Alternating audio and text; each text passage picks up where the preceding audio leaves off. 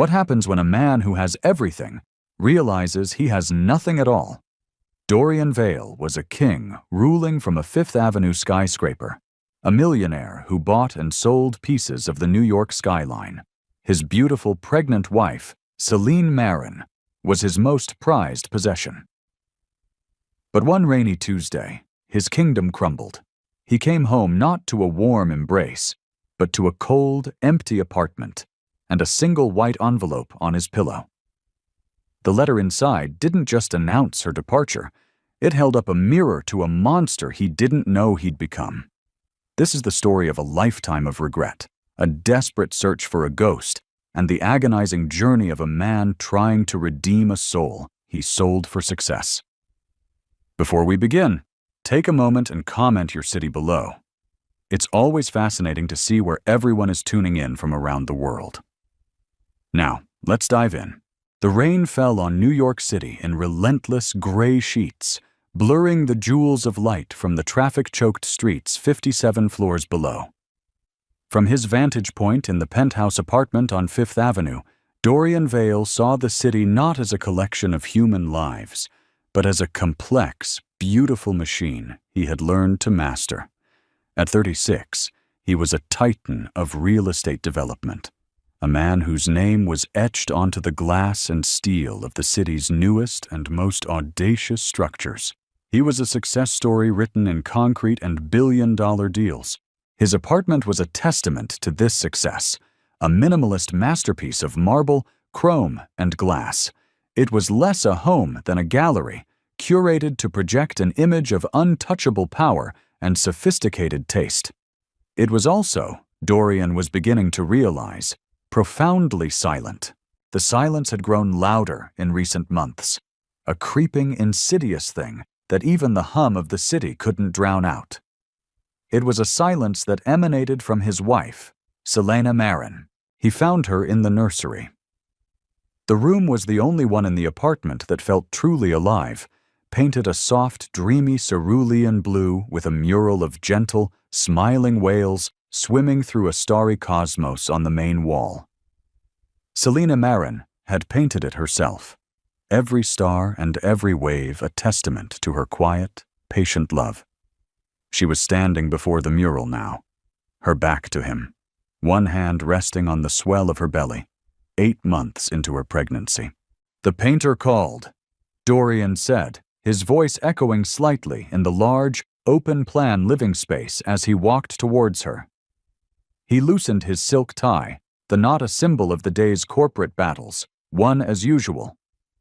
"He said the shade of white for the trim you picked, Chantilly lace, is on back order. He suggested simply white. I told him to go ahead." Celine Marin didn't turn. "You should have asked me, Dorian." Her voice was soft, almost a whisper, yet it carried a weight that made the vast room feel small. "It's just white paint, Celine. It makes no difference." He came to stand behind her, his hands wanting to go to her waist, to claim the familiar curve of her body. But he hesitated. There was a fragile tension around her, a force field of unspoken feelings he didn't know how to penetrate. "It makes a difference to me," she said, finally turning. Her face, usually a canvas of warmth and light, was pale. Her large hazel eyes, which once looked at him with unadulterated adoration, now held a deep, sorrowful weariness. "The Chantilly has a softer, warmer undertone. The simply white is stark. It's cold, cold." The word hung in the air between them, a perfect description of the apartment, of the city below, of the space that had grown between their two hearts. "I'll call him back," Dorian conceded, a flicker of irritation passing through him. It was just paint. Why did she have to make everything so emotional? He dealt in absolutes, in profit margins and structural integrity. The nuances of her emotional landscape were a foreign territory he had long since stopped trying to map. "Don't bother," she said, turning back to her whales. "It's already done." Later that evening, dinner was another exercise in silence. Dorian scrolled through market reports on his phone, while Celine Marin pushed a piece of grilled salmon around her plate. He could feel her watching him, could feel the weight of her unspoken words. But he didn't look up. He didn't know what to say. He had given her everything, hadn't he? The penthouse, the unlimited credit card, the security of his name. What more could she possibly want? "I went to Dr. Evans today," she said, her voice pulling him from a spreadsheet detailing leveraged buyouts. Everything okay?" he asked, his eyes still on the screen. "The baby's heart rate is strong. He's growing perfectly. She said I need to avoid stress." Good, he murmured, typing a quick reply to his COO. "We'll hire a third housekeeper if you're feeling overwhelmed." A small, sad smile touched Selina Marin's lips. It was a smile he hadn't seen before, one of pity. That's not the kind of stress she was talking about, Dorian. He finally put the phone down, forcing himself to meet her gaze. "What is it, Celine? What's wrong? Is it about the party on Saturday? If you don't want to go, we won't. I'll make an excuse." "It's not the party," she said, her eyes glistening. "It's this. Us. You're here, but you're a million miles away. You're looking at me, but you don't see me. You're having a child with me, but I feel utterly, completely alone." The accusation stung. It was unfair. He was working himself to the bone for them, for their future, for this child. "That's not true," he said, his voice defensive. "Everything I do is for you, for this family." "No, Dorian," she whispered, and the certainty in her voice chilled him. "Everything you do is for the win, for the deal, for the next building. I just happen to be living in one of them." She stood up, leaving her full plate on the table, and walked to their bedroom, closing the door softly behind her. The click of the latch was as loud as a gunshot in the silent apartment. Dorian sat there for a long time, the glow of his phone illuminating a face set in a grim, resentful mask. He didn't understand. He had provided the perfect life. He had built her a gilded cage and filled it with treasures, and still she was unhappy. He picked up his phone again, the familiar world of numbers and deals a comforting balm to the confusing sting of her words. He had a problem with a zoning commissioner in Brooklyn. He would focus on that. It was a problem he knew how to solve. He went to bed late, slipping under the cool, high thread count sheets. Selina Marin was turned away from him, a silent, unmoving form in the darkness. He didn't try to touch her. He simply lay there, staring at the ceiling, the regret of their non-conversation a bitter taste in his mouth. He'd make it up to her, he thought. After this big deal closed, he'd take her away. Maybe to the Maldives. He'd buy her a new piece of jewelry, something shiny to distract her. He fell asleep planning the solution, the way he always did, confident that every problem had a price, a strategy, a fix. He was wrong. He awoke the next morning to the relentless, cheerful sunlight of a city that had washed itself clean. The rain was gone. But the silence in the apartment was different. It was no longer a heavy, oppressive presence. It was a void. An absence. Celine Marin's side of the bed was empty, the sheets cold to the touch. That wasn't unusual. She was often an early riser. But the closet door was ajar. He saw a gap where her favorite suitcase used to be. A prickle of unease ran down his spine. "Celine?" he called out, his voice hoarse. No answer. He walked through the silent apartment. The kitchen was pristine, untouched. The nursery door was closed. He pushed it open, half expecting to find her standing before the mural. The room was empty. The soft blue of the walls seemed to mock him. He walked back into the master bedroom, his heart starting to beat a frantic, unfamiliar rhythm against his ribs. And then he saw it. Propped against the mountain of pillows on his side of the bed was a single white envelope. It was plain, unadorned, with his name written on the front in her elegant, familiar script. Dorian. His hands trembled as he picked it up. It felt impossibly heavy.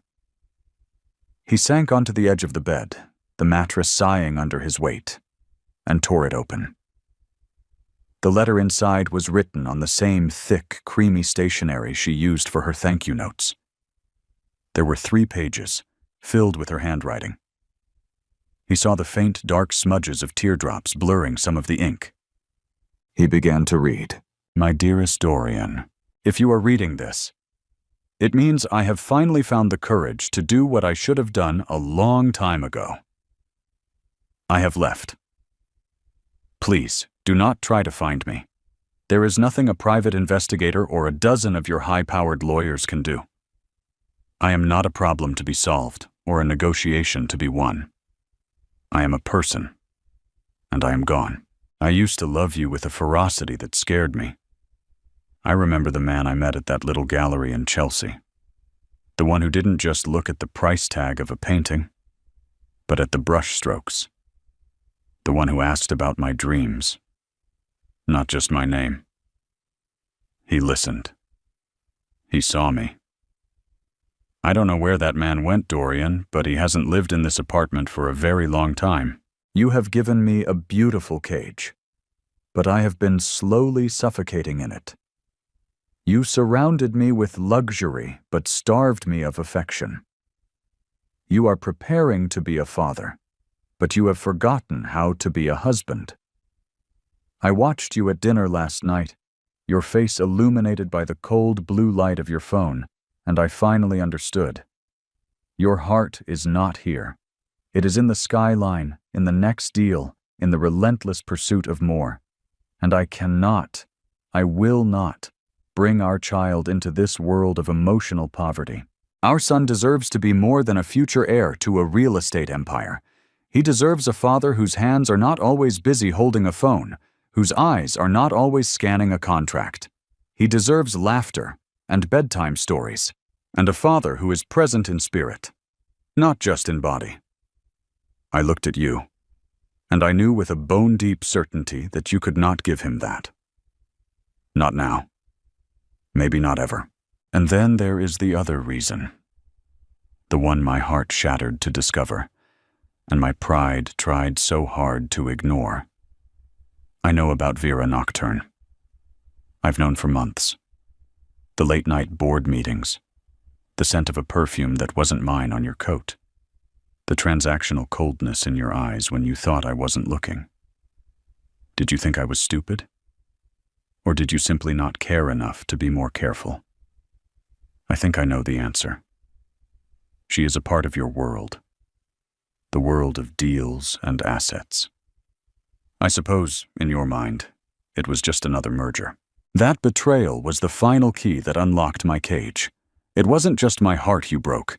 You broke the foundation of our family before it was even built. You broke the promise we made, and for that, I can never forgive you. I have taken nothing that you would consider of value.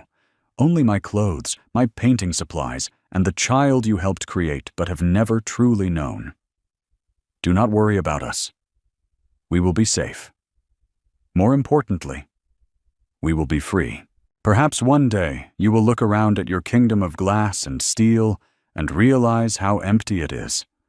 Perhaps you will remember the man who loved art and dreamed of more than just buildings. Perhaps you will feel an ounce of the regret that I feel for what we have lost. Goodbye, Dorian. Selena. The pages slipped from his numb fingers and fluttered to the floor. The world tilted on its axis. Vera Nocturne. It had meant nothing.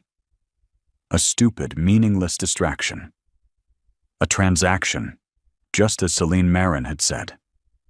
How could she put that on the same level as everything else? How could she leave over white paint and a meaningless fling?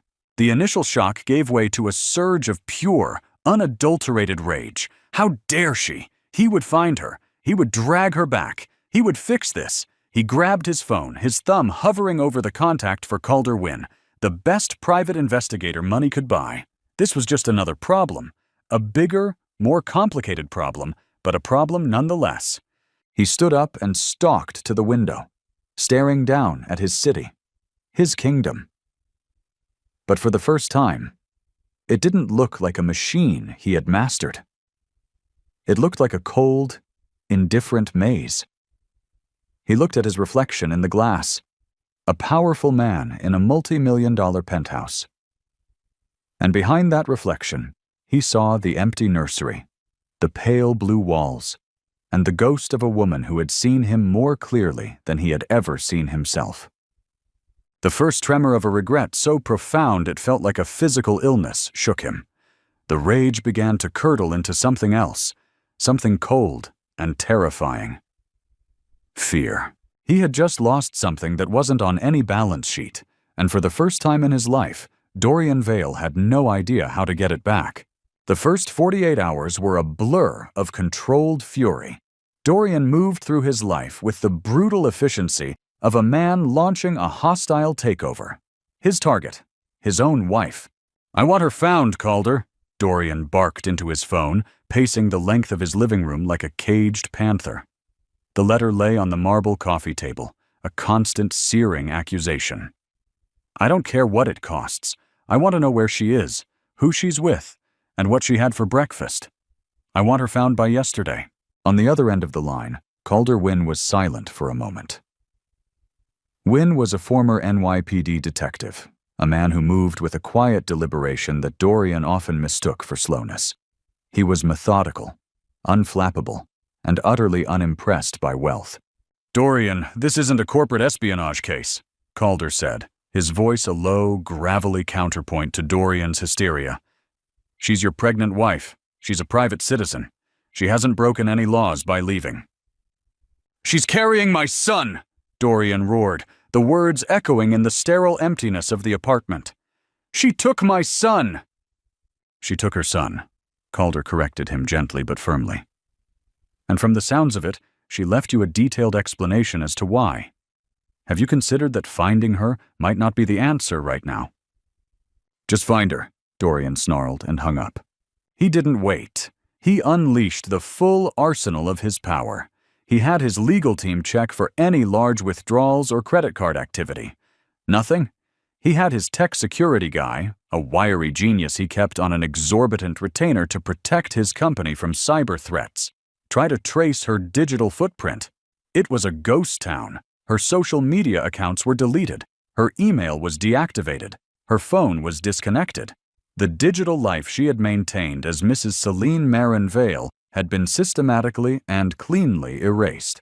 It was a professional-level disappearance. A chill went down Dorian's spine. This wasn't a spur-of-the-moment emotional decision. This was planned, meticulously. For weeks, maybe months, while she had been smiling sadly at him across the dinner table, she had been plotting her escape. The second call he made was to Vera Nocturne. She answered on the second ring, her voice husky and suggestive. "Dorian, I was wondering when you'd call. I have the preliminary designs for the Hudson Yards lobby." "It's over," Dorian said, his voice flat and dead. There was a stunned silence. "What? What are you talking about?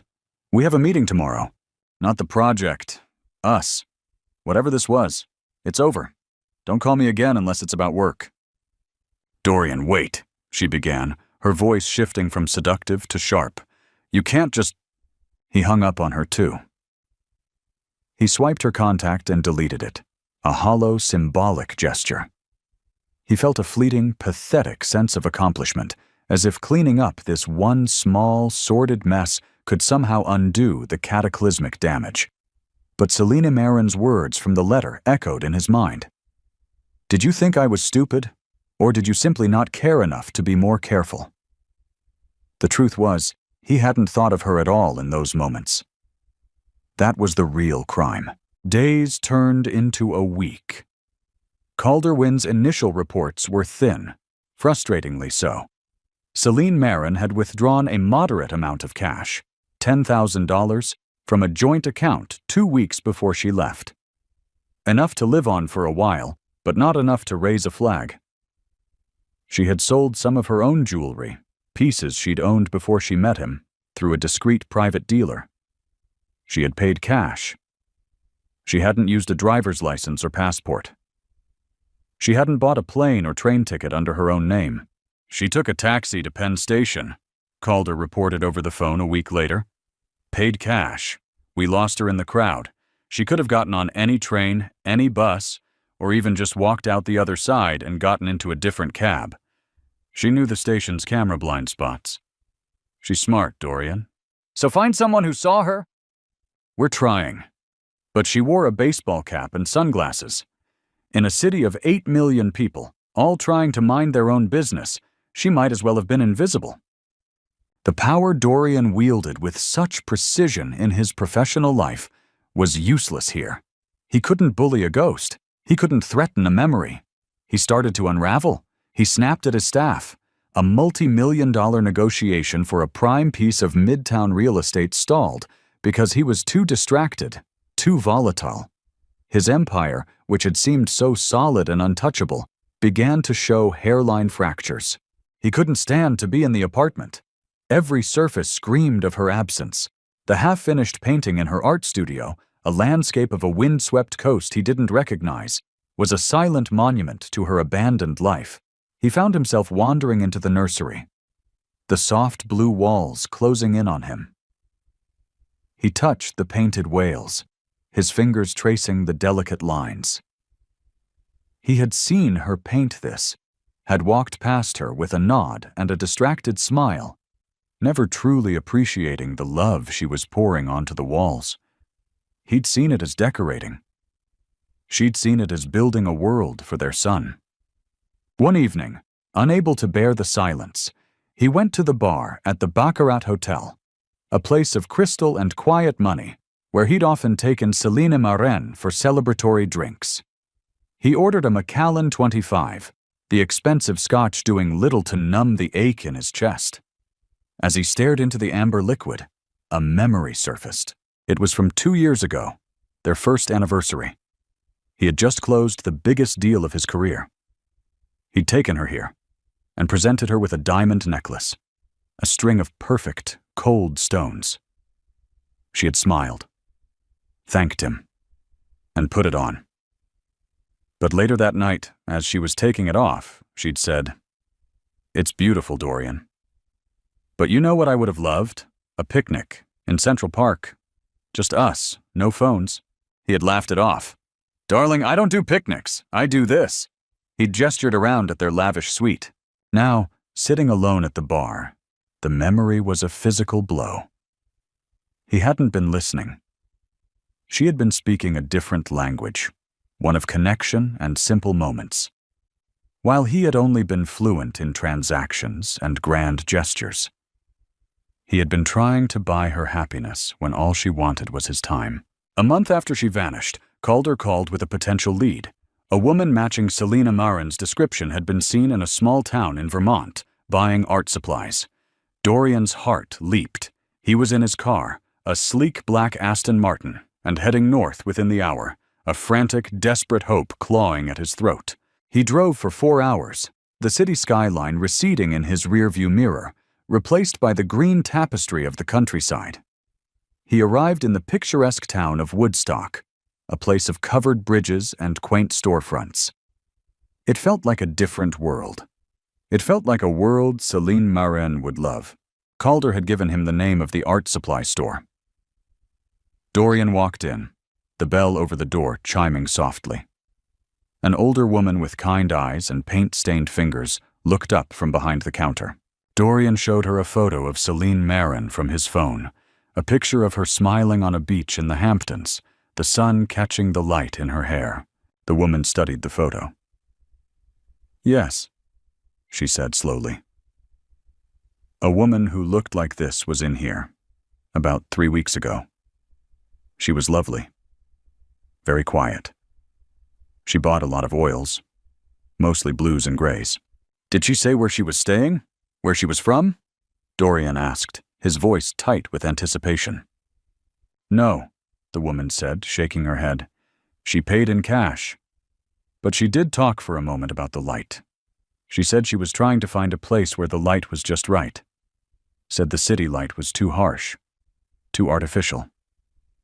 The woman looked at him, her gaze perceptive. "Are you her husband?" "Yes," Dorian said. "I need to find her.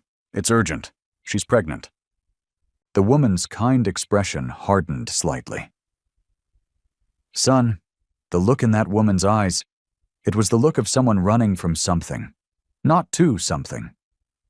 Sometimes the best thing you can do for someone you love is to let them go. His hope deflated like a punctured lung. He thanked her and left, the bell chiming his lonely retreat.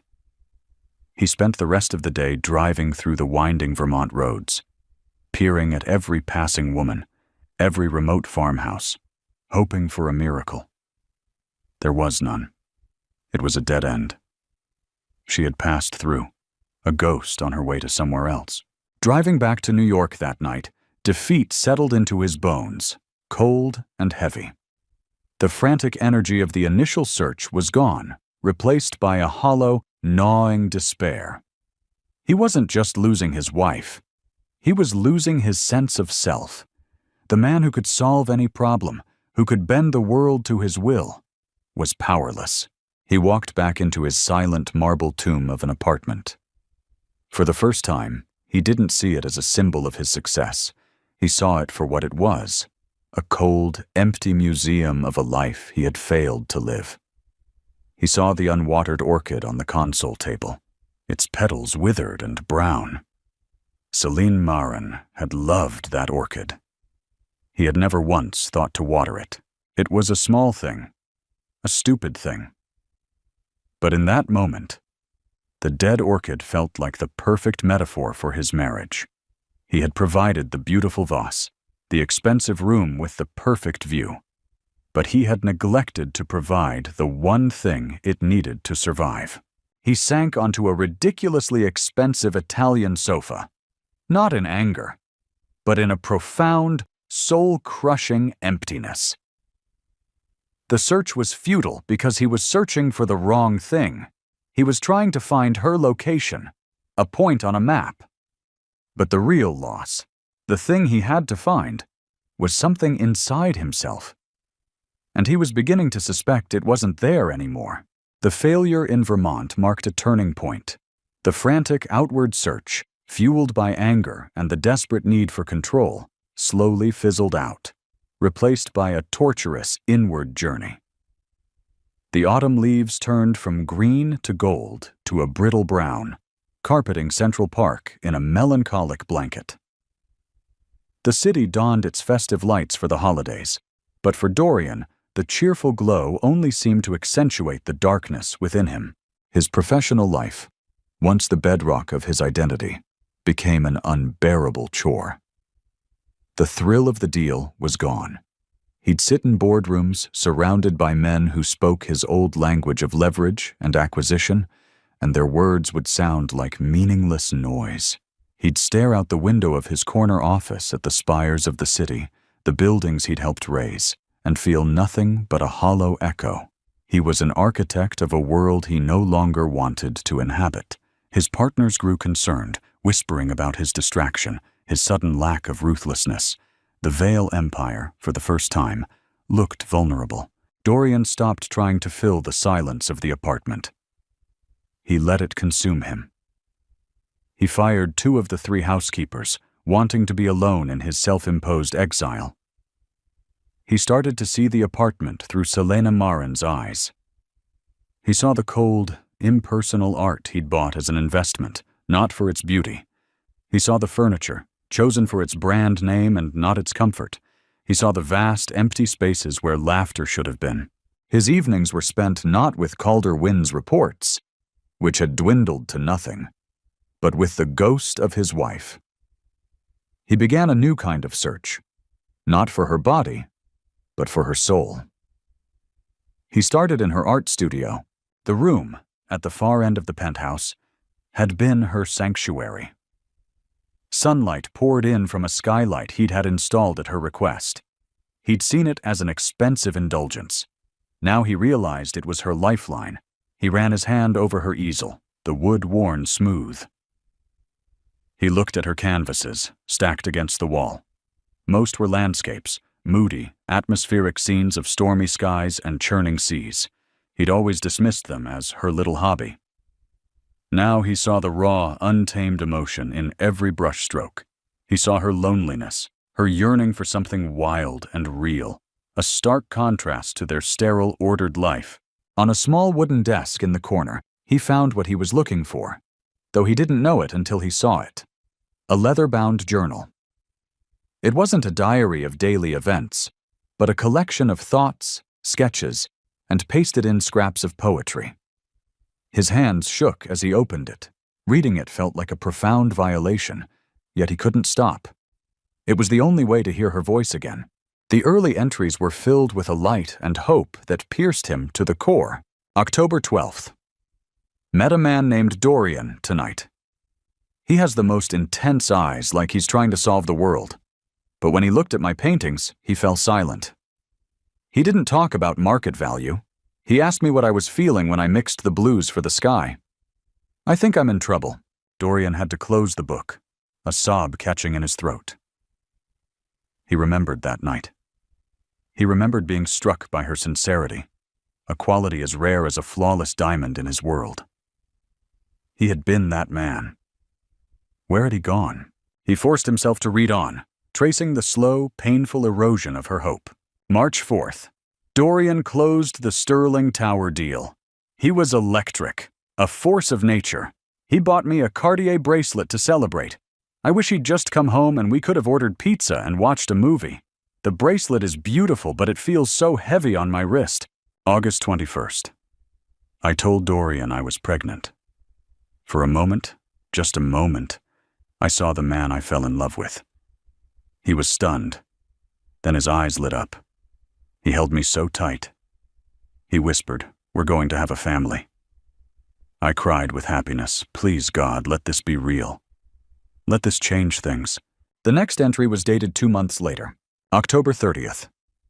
He's planning. Not for the baby, but for the heir.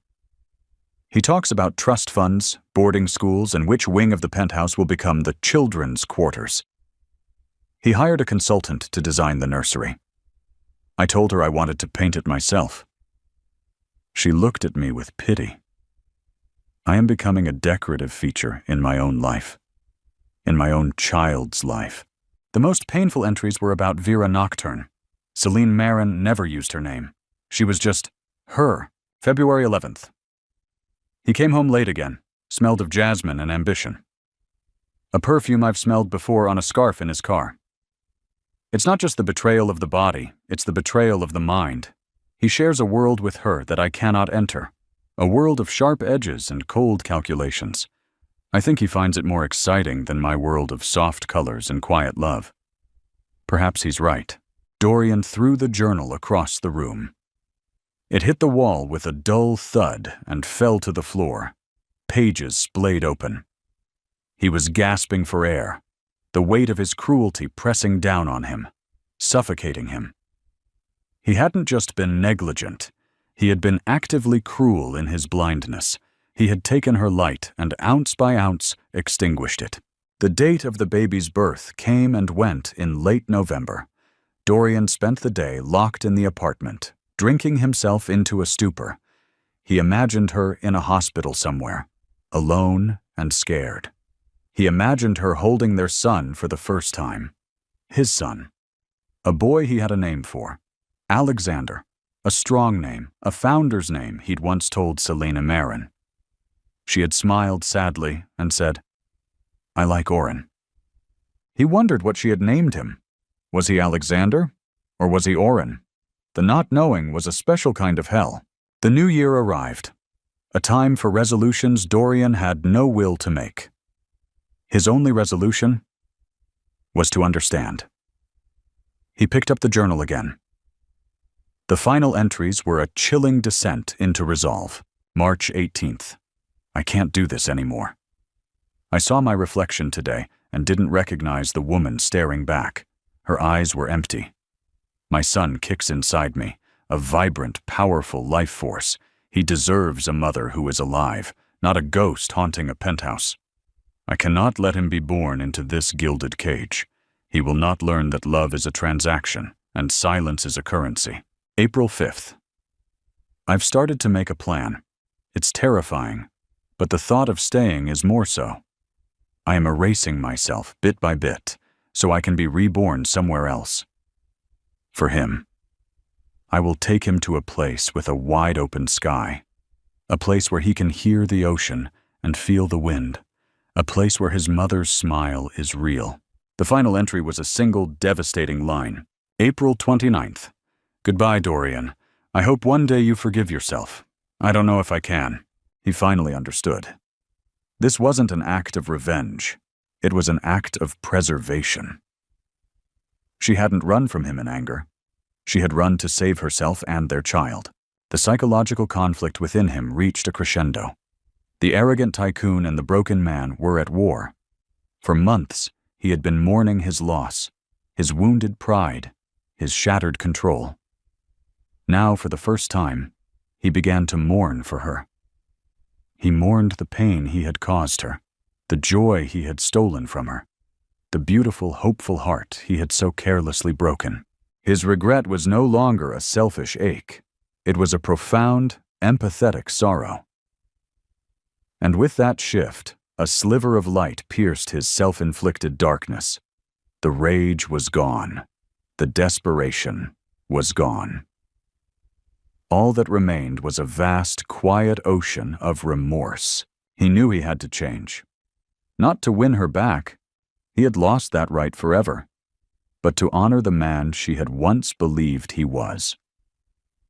He picked up the phone, but this time, he didn't call Calder Wynn. He called the head of his foundation, the charitable arm of his company he'd always treated as a tax write-off and a PR tool. "Elias," he said, his voice raspy but clear. "We're going to make some changes. Big changes. Liquidate the holdings in the Veyron project? Yes, all of them. We're going to start a new fund, a grant for undiscovered artists, specifically young women. We'll call it the Celine Marin Grant." He was deconstructing his empire, piece by piece, and trying to build something that she might have admired. It was too little, too late. He knew that. But it was a start. It was an apology whispered into the void, a penance for a lifetime of sin he was only just beginning to comprehend. He was no longer searching for his wife. He was searching for his own soul. The years that followed were a quiet, steady dismantling of the man Dorian Vale had been. The process was not a dramatic overnight transformation, but a slow, arduous chipping away at a lifetime of hardened ego. Regret was his constant companion, a shadow that walked with him through the now hushed corridors of his life. He started by selling the penthouse. The decision shocked his business partners and the society pages that had once chronicled his every move. To them, the Fifth Avenue apartment was the ultimate symbol of his arrival, the peak of the mountain. To Dorian, it had become a mausoleum of his failures, every marble surface reflecting a painful memory. He sold it at a loss to a Russian oligarch, not caring about the money. He just wanted out.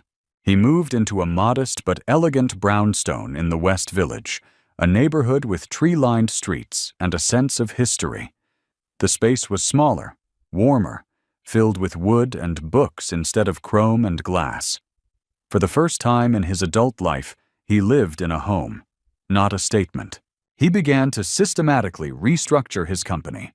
The aggressive, borderline predatory tactics that had made him a legend were phased out. He pulled out of deals that would displace long-term residents, he invested in sustainable green building practices, and he championed projects that included community spaces and affordable housing. His old rivals called him soft. His COO, a man who had worshipped Dorian's killer instinct, resigned in protest. Dorian let him go, without a fight. Profit was no longer the sole metric of his success. He was building a legacy Celine Marin would not have been ashamed of. The Celine Marin Grant became his quiet obsession. He poured millions into it. Not just his money, but his time. He, the man who couldn't be bothered to look at his wife's paintings, now spent his weekends in dusty art studios in Brooklyn and the Lower East Side, talking to young artists. He learned to listen again. He learned to see the world not as a balance sheet, but as a canvas of human emotion. He saw Celine Marin in every hopeful, paint-splattered young woman he met. He was funding their dreams in a desperate, futile attempt to atone for having crushed hers. He never stopped paying Calder Wynne. The PI had become less of an investigator and more of a confessor. Once a month, they would meet for coffee. The pretense of the active search was long gone. The meetings were a ritual of remembrance. "Anything?" Dorian would ask, the question a hollow echo of its former urgency. "Nothing, Dorian," Calder would reply gently. "It's been 5 years. Her trail is colder than a morgue slab. She did a masterful job." "She was masterful at everything she cared about," Dorian would say, a sad smile touching his lips. He no longer felt anger at her skill in disappearing, only a profound sense of respect. He never dated. Women were still drawn to him.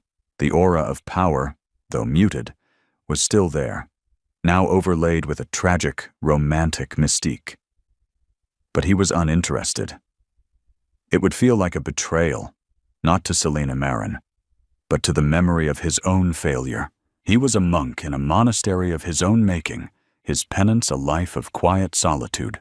He kept only a few mementos of his former life with her. The half-finished painting from her studio now hung over the fireplace in his brownstone. The landscape of the windswept coast was a daily reminder of the world she had yearned for. He also kept her journal, not to torture himself with the painful memories, but as a sacred text, a guide to the man he was trying to become. One crisp autumn evening, 7 years after she had vanished, Dorian was at a small gallery in Chelsea, attending an exhibition for one of the first recipients of the Selina Marin grant. The artist, a fiercely talented young woman named Isla Rowan, was giving a speech. "I wouldn't be here without this grant," Isla said, her voice thick with emotion as she stood before her large, vibrant canvases. "It's not just the money. It was the belief.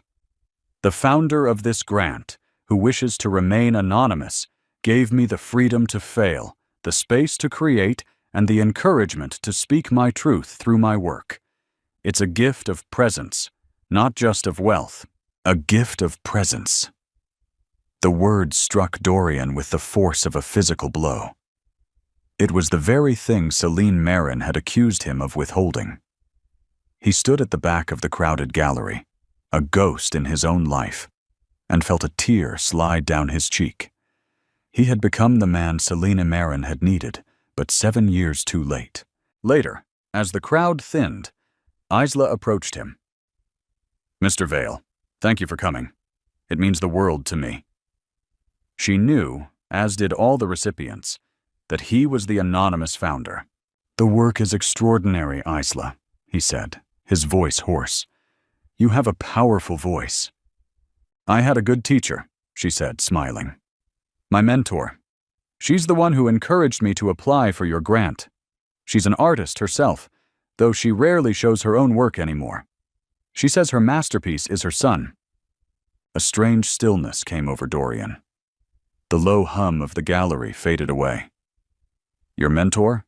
he asked, his heart beginning a slow, heavy drumbeat against his ribs. "Yeah, she's amazing," Isla gushed, oblivious to the storm brewing inside him.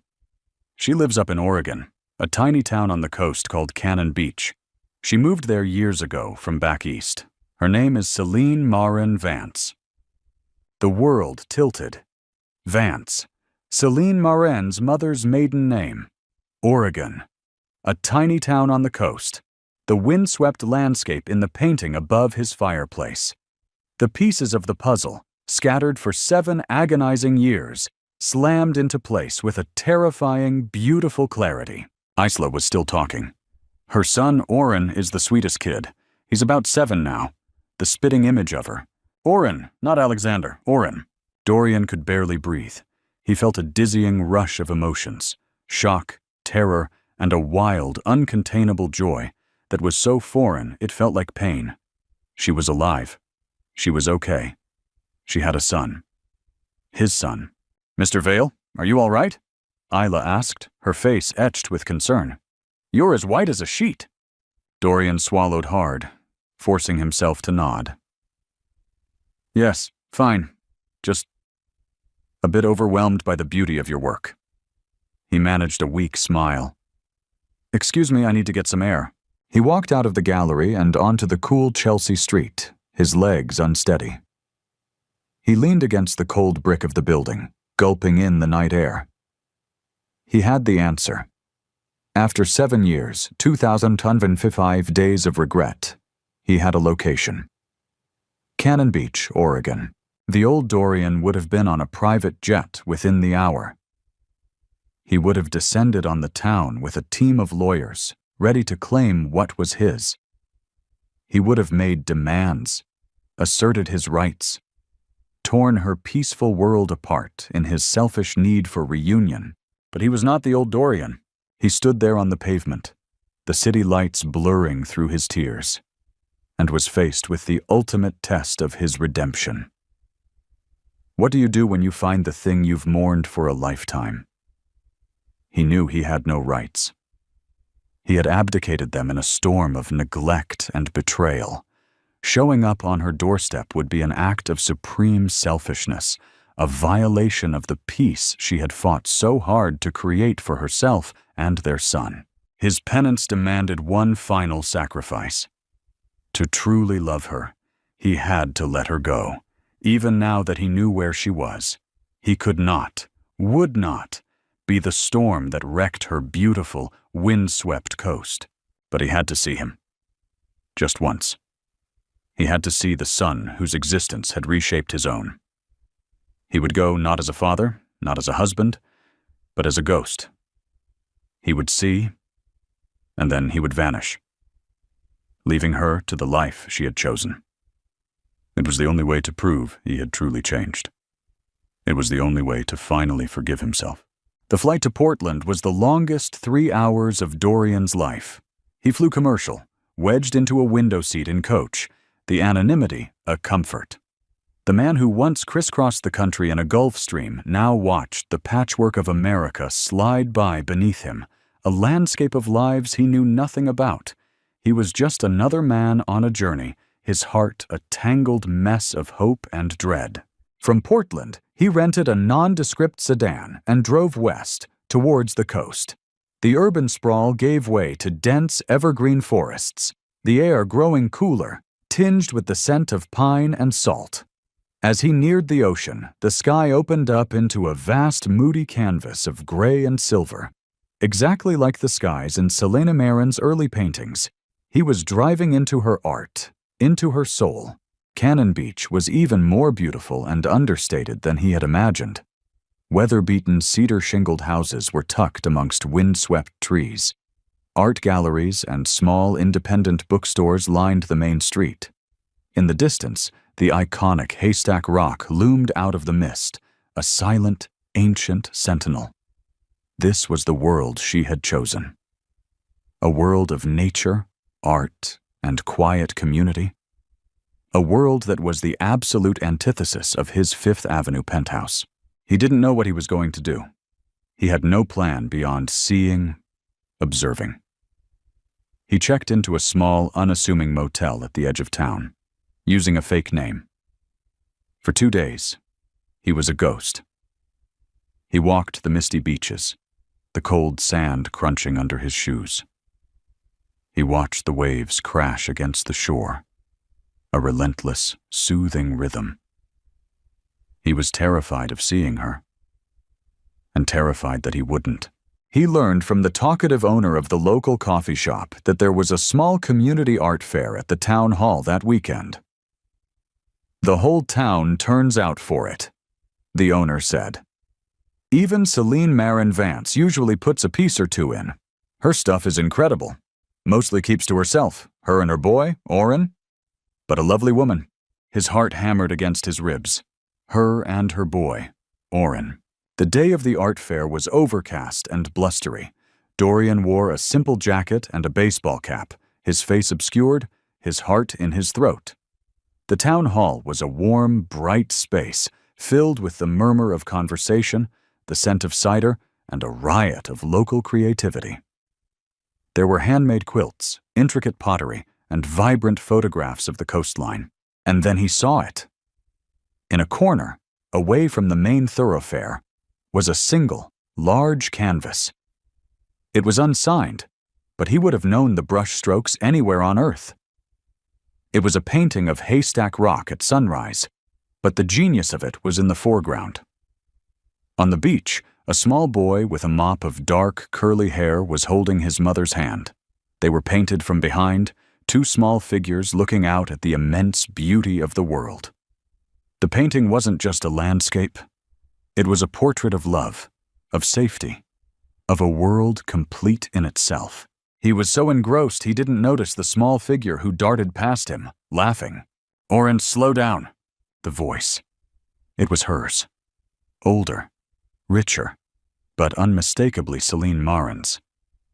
Dorian's blood ran cold. He froze, his back to her, his hand gripping the edge of a display table to steady himself. He forced himself to turn, slowly, carefully. And there she was. She was more beautiful than he remembered. The years had been kind to her. There were fine lines around her eyes, but they were smile lines. The weary sadness that had haunted her in New York was gone, replaced by a calm, self-possessed serenity. She was dressed simply, in jeans and a worn wool sweater, her hair tied back in a loose ponytail. She was radiant, she was whole, and next to her, clutching a cookie, was the boy from the painting. He had Celine Marin's hazel eyes and gentle smile, but he had Dorian's dark, curly hair and the determined set of his jaw. He was a perfect, heartbreaking fusion of the two of them. He was Oren, his son. Oren looked up, and his eyes, for a fleeting, random second, met Dorian's from across the room. It was like looking at a ghost of himself, at a life he should have had.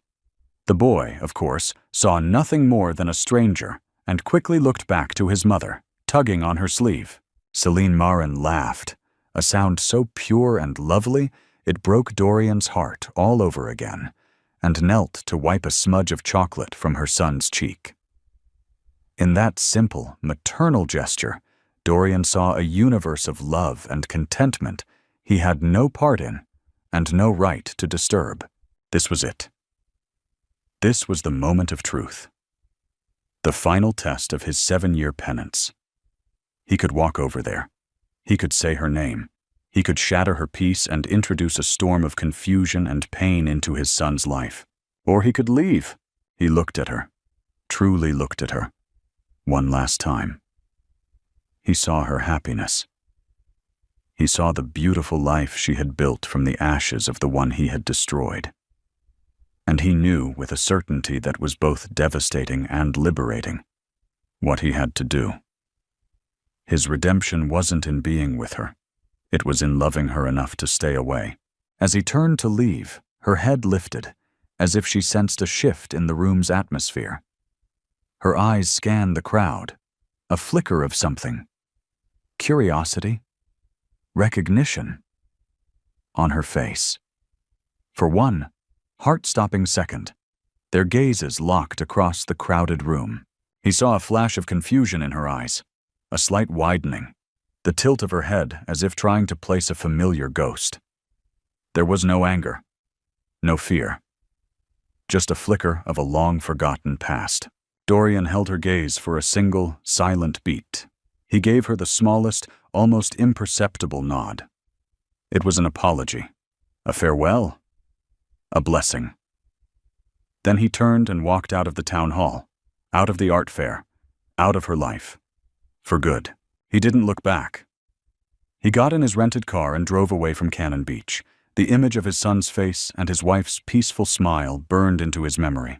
His lifetime of regret wasn't over. It was a scar he would always carry.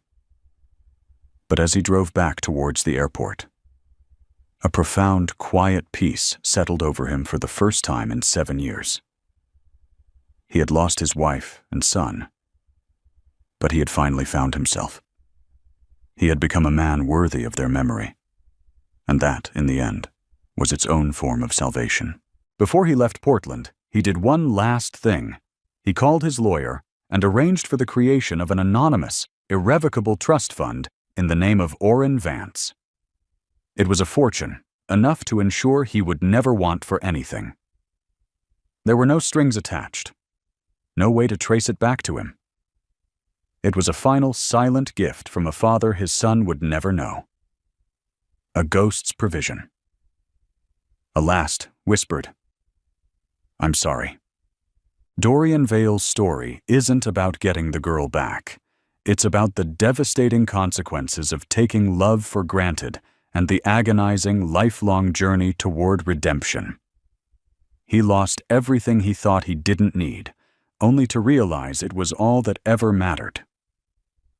His journey teaches us that true change isn't about grand gestures to win someone back, but about the quiet, painful work of becoming someone worthy of the love you lost.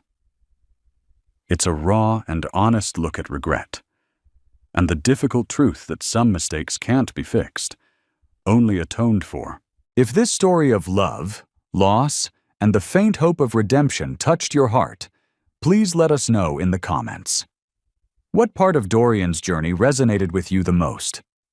Don't forget to like this video, share it with someone who appreciates a deep, emotional story, and subscribe to our channel for more content that explores the complexities of the human heart. Thank you for watching.